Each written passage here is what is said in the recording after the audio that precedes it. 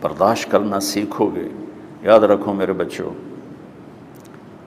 اگر آپ صبر سیکھ گئے تو کوئی آپ کو پکڑ نہیں سکے گا. یہ جو ریسنگ گاڑیاں ہوتی ہیں نا، فراری اور مختلف ان کے نام ہیں، مشہور فراری ہے، اٹلی میں بنتی ہے. لیمبرگینی، یہ دونوں بنتی ہیں وہاں اٹلی میں. اور اس میں جو آدمی جا رہا ہو اس کے لیے سپیڈ لمٹ کی قید کوئی نہیں، ورنہ سب گاڑیوں پہ 120 کلومیٹر پر کے اوپر جائیں گے تو جرمانہ ہوگا. لیکن جو آدمی لیمبرگینی میں جا رہا ہے یا فراری میں جا رہا ہے اس کے لیے کوئی جرمانہ نہیں، چونکہ وہ یوں کرو تو 1 سیکنڈ میں وہ 120 پہ چلی جاتی، صرف اتنا کرنے سے شو ایسے جاتی ہیں. تو میں آپ کو ایک لیمبرگینی دینا چاہتا ہوں، فراری 8 کروڑ کی ہے. فراری 8 کروڑ کی گاڑی ہے فراری. کئی دفعہ وہاں جب جاتا ہوں تو کوئی نہ کوئی بٹھا دیتا ہے، یہ آپ کو ذرا سیر کرائیں. وہ ہمارے کو تو شوق کی کوئی چیز ہے نہیں، وہ نوجوانوں کے شوق کی چیز ہے. تو 8 کروڑ کی گاڑی ہے، میں مفت آپ کو دے رہا ہوں. وہ ہے صبر. آخرت کے سفر میں اگر تیز چلنا چاہتے ہو، سب سے آگے نکلنا چاہتے ہو، تو صبر کی فراری پہ سوار ہو جاؤ. تمہیں کوئی پکڑ نہیں سکے گا، تمہارے کوئی قریب بھی نہیں آ سکے. کہ دنیا میں صبر کرنے والوں کا قحط آ گیا. بڑے بڑے علماء ہیں اخلاق سے خالی، بڑے بڑے علماء ہیں صبر جانتے ہی نہیں. اور پورا معاشرہ سر علماء، تم کل کے علماء ہو اس لیے علماء کی بات کر رہا ہوں، ورنہ پورا معاشرہ میرے بچوں صبر سے خالی ہے. تم سیکھو.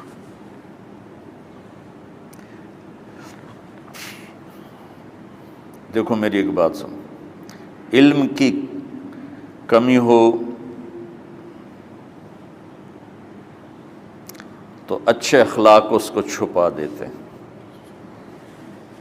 اخلاق کی کمی ہو تو بڑے سے بڑا علم بھی اسے چھپا نہیں سکتا.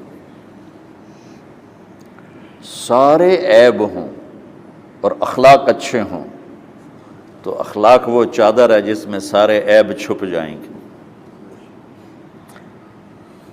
اور ساری صفتیں ہوں اور بد اخلاق ہو تو ہر صفت کو بد اخلاقی چھپا دے گی. میرے نبی نے نماز لمبی پڑھی، اللہ نے روک دیا، کہا نہیں چاہیے. ما انزلنا علیک القرآن لتشقی، مختصر نماز پڑھیں، درمیانی نماز پڑھیں. پیسہ سارا خرچ کر دے، اللہ نے روک دیا. ولا تبسطها کل البسط، میرے نبی سارا خرچ نہ کرو، کچھ بچا کے بھی رکھو. تبلیغ میں اپنی جان کھپائی، اللہ نے اس سے بھی روک دیا. فلا تذهب نفسك علیہم حسرات، تبلیغ کرو خود نہ مر جاؤ. تبلیغ کتنا بڑا عمل ہے، اللہ نے کہا اعتدال. نماز کتنا بڑا عمل ہے، اللہ نے کہا درمیانہ ہاتھ رکھو. مال خرچ کرنا کتنا بڑا عمل ہے، اللہ نے کہا درمیانہ ہاتھ رکھو. جب میرے نے میں نے اخلاق میں بلند پرواز دکھائی تو اللہ نے کہا شاباش انک لعلی خلق عظیم. میرا نبی میں آپ کو شاباش دیتا ہوں، آپ کے اخلاق بڑے عالی شان. یہ نہیں کہا کہ اتنے بھی ذرا تھوڑا اکھ بھی کھائی کر، کوئی کوڑا ہویا کر. تو تم مولوی بڑے غسیلے ہوتے ہو. تم میرے بچے بیٹھو نا، اس لیے بات کر رہا ہوں. صبر نام کی شے ہی نہیں ہوتی. فقہ پڑھنا تو ہماری مت ماری جاتی. قرآن کو بھی فقہ کے انداز میں پڑھتے ہیں، حدیث کو بھی فقہ کے انداز میں پڑھتے ہیں. بخاری سے زیادہ امام بخاری پڑھاتے ہیں. ترجمۃ الباب پہ اتنا وقت لگا دیتے ہیں کہ حدیث جو اصل چیز ہے اس کی طرف توجہ نہیں جاتی۔ امام بخاری کی کتاب کا مقدمہ کوئی نہیں، تو اس پر جب بخاری شروع ہوتی ہے تو ہفتہ ہفتہ اس پہ سبق چلتا ہے کہ امام بخاری نے مقدمہ کیوں نہیں لکھا، جی میں سارے مل کے یعنی امام صاحب نے تو گلاں کی جان۔ میں اس کا اتنا آسان 1 منٹ میں اس سارے سبق کو ختم کر دیتا ہوں بخاری شریف کے، کہ دیکھو بھائی امام صاحب کا دل نہیں کیا مقدمہ لکھنے کو، اس لیے انہوں نے نہیں لکھا، گل مک۔ ایک حدیث کے عنوان اور حدیث میں جوڑ نہیں تھا، تو شیخ رمزی بہت بڑے فاضل آدمی ہمارے فیصل آباد، میں نے کہا شیخ یہ جوڑ کوئی نہیں، کہا شیخ ھذا من اصعب ابواب البخاری، یہ بخاری شریف کے مشکل ترین ابواب میں سے۔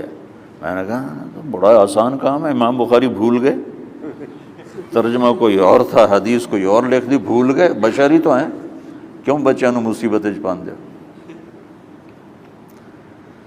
تو بچوں شوق سے جاؤ، بہانے نہ کرو، ہماری طرح تھوک ڈال کے پیٹوں میں درد، وہ شامہ پہ جان گیا پھر توڑیاں، ٹھیک ہے نا۔ میں زیادہ بول نہیں سکتا ہوں، ضروری سمجھ کے آیا تھا کہ تم خوشی سے جاؤ۔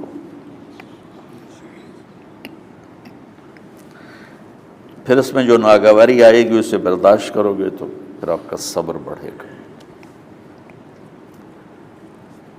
تو میں صرف میری شہرت نظر آتی ہے، اس میں جتنا مجھے صبر کرنا پڑا ہے وہ تمہارے سامنے نہیں ہے، جتنی کڑوی گولیاں میں نے کھائی ہیں لوگوں سے وہ تو تمہیں نہیں پتا۔ اب تمہیں اتنا نظر آتا ہے کہ واہ واہ ہو رہی ہے آگے پیچھے لوگ، میرے اللہ کا کرم ہے، میری کیا اوقات، آج ہوں کل مر جاؤں گا، اولاد کو بھی یاد نہیں رہے گا کہ طارق جمیل کون تھا۔ جو ہے اس میرے رب کا کرم ہے، مجھے اپنی شہرت سے کبھی دھوکہ نہیں لگا۔ تو میرے بچوں اس لیے بتا رہا ہوں، کوئی فخر نہیں، کہ مجھے اپنی شہرت سے کوئی دھوکہ نہیں، ایک لمحے کے لیے بھی مجھے دھوکہ نہیں۔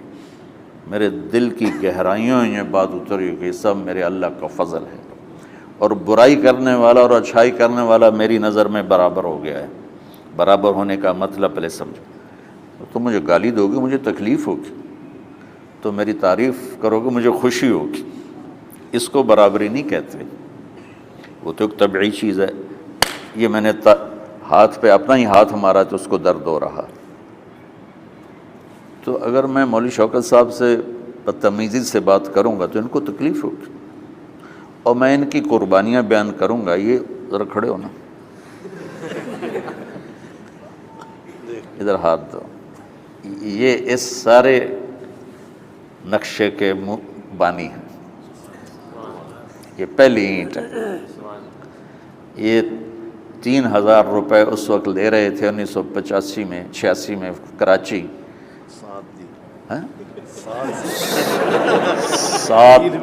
7,000 ان کی تنخواہ تھی، اور میں نے ان کو تلمبے میں بلایا 900 روپے مہینے پر۔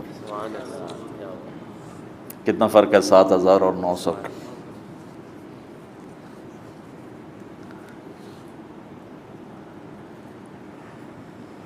لوگ میری تعریف کرتے ہیں، میں اللہ کا شکر ادا کرتا ہوں، اور اس پہ میں تکبر میں نہیں آتا۔ یہ ہے مدح اور ذم برابر ہو جائے، یعنی تعریف کرنا اور برائی کرنا برابر ہو جانے کا مطلب یہ نہیں ہے کہ برائی کرنا سن کے اثر نہیں ہوتا اور تعریف سن کے اثر نہیں ہوتا، نہیں، برابر ہونے کا مطلب بتا رہا ہوں، اس کی توفیق تائید رحمت اپنی اولاد کو بتا رہا ہوں۔ کوئی میری تعریف کرتا ہے میں اللہ کا شکر ادا کرتا ہوں اور اپنے آپ کو بھولتا نہیں ہوں، کوئی میری برائی کرتا ہے تو میرے دل میں اس کے لیے کوئی منفی جذبہ نہیں پیدا ہوتا۔ یہ ہے اچھائی برائی کو برابر کر دینا۔ کہ میرے اوپر مختلف الزام لگتے ہیں تو میں ان کو پی جاتا ہوں، اور اس طرح کا معاملہ کرنے والوں سے اپنے دل کو بالکل صاف رکھتا ہوں، بالکل صاف، اور میرا ان سے معاملہ اسی طرح ہوتا ہے جیسے پھر آؤ جی اپنی وجہ سے کبھی کسی سے قطع تعلق نہیں کرتا۔ تو بچوں، صبر بہت بڑی دولت، یہ تمہاری تبلیغی زندگی میں بھی کام آئے گی، علمی زندگی میں بھی کام آئے گا، جب تم گھر والے بنو گے، شادیاں ہوں گی، اس وقت یہ کام آئے گا۔ ٹھیک ہے، اب بہانہ تو نہیں کرو گے نا، خوشی سے جاؤ گے نا؟ چلو، السلام علیکم۔